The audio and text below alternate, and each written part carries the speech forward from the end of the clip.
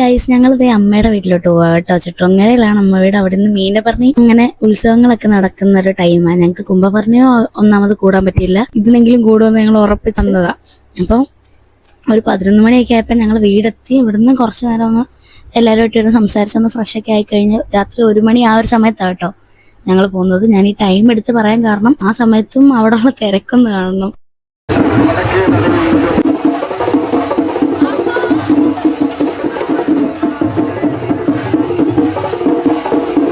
ഞങ്ങളവിടെ ചെന്നപ്പോഴേ മണ്ഡപത്തിന്റെ മുന്നിൽ ഭയങ്കര ശിങ്കാരിമേളവും കൊട്ടും ഡാൻസും എല്ലാം കൂടെ ആയിരുന്നു കേട്ടോ. എന്നിട്ട് ഞങ്ങൾ വണ്ടി പാർക്ക് ചെയ്യാൻ കുറച്ചൊന്ന് ബുദ്ധിമുട്ടി. പക്ഷെ അങ്ങോട്ട് കയറി ചെന്നപ്പോൾ തന്നെ അപ്പോഴും ആ ടൈമിലും ഓരോ കുതിരയെ കൊണ്ടുവരുന്നതേ ഉള്ളായിരുന്നു. കുതിര എന്നൊക്കെ പറയുമ്പോഴത്തേക്ക് ഇവിടുത്തെ കെട്ടുകാഴ്ച കുതിര എന്നാണ് കേട്ടോ പറയുന്നത്.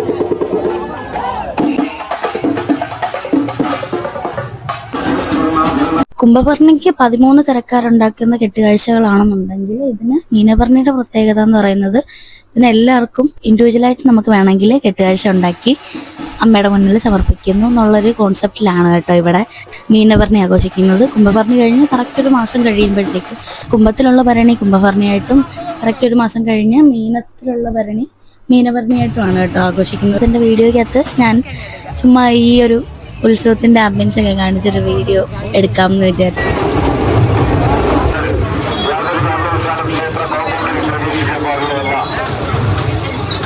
ഞങ്ങൾ പോകുന്ന വഴി ഐസ്ക്രീം ഒക്കെ മേടിച്ച് കഴിച്ചിട്ടുണ്ടായിരുന്നു. ഞങ്ങൾ ശരിക്കും കുറേ പേരായിരുന്നു.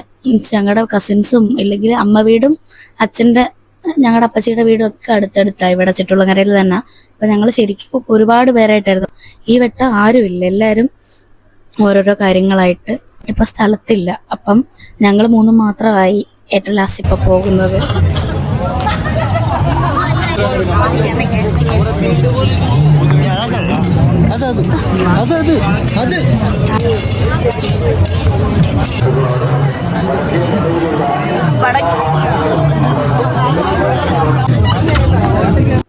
പിന്നെ അത് കഴിഞ്ഞ് ഞാൻ ജസ്റ്റ് കാണിച്ചു തരാം നിങ്ങൾക്ക് ഓരോരോ കെട്ടുകാഴ്ചകൾ ഉണ്ടാക്കി വെച്ചിരിക്കുന്നത്.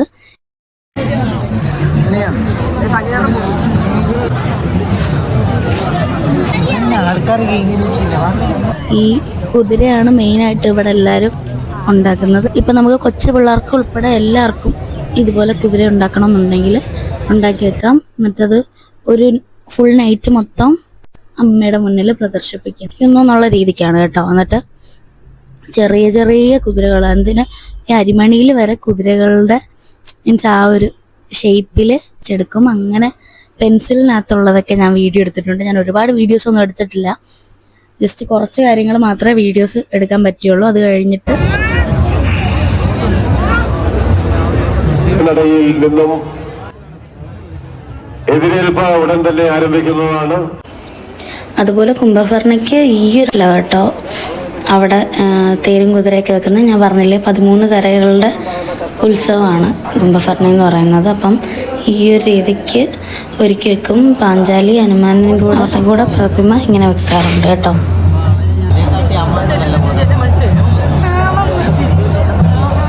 കൂടി കഴിയുമ്പോൾ ആരംഭിക്കുന്നതാണ്. അതിനു മുൻപായി ക്ഷേത്രത്തിന്റെ വടക്കേ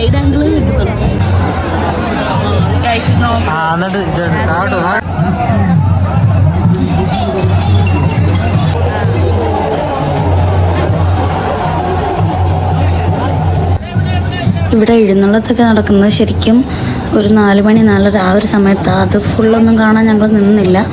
ജസ്റ്റ് എഴുന്നള്ളത്ത് ജസ്റ്റ് തുടങ്ങിയിട്ടുണ്ടായിരുന്നു ഞാൻ ചെന്ന സമയത്ത്. അതിൻ്റെ കുറച്ച് വീഡിയോ എൻ്റെ കയ്യിലുണ്ട്.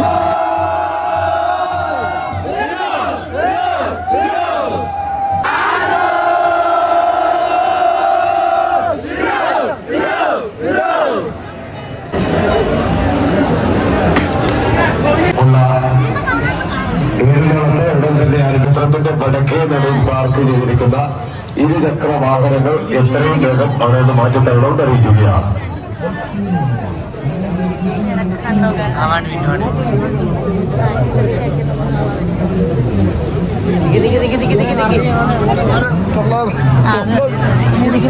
സമയം വരെ നിന്നില്ല, ജസ്റ്റ് തുടങ്ങിയ ടൈമിൽ തന്നെ ഞങ്ങൾ പോയി.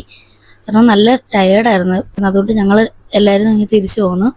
അപ്പം ഇത്രയൊക്കെ ഉള്ളു കേട്ടോ ഇന്നത്തെ വീഡിയോയുടെ വിശേഷങ്ങൾ.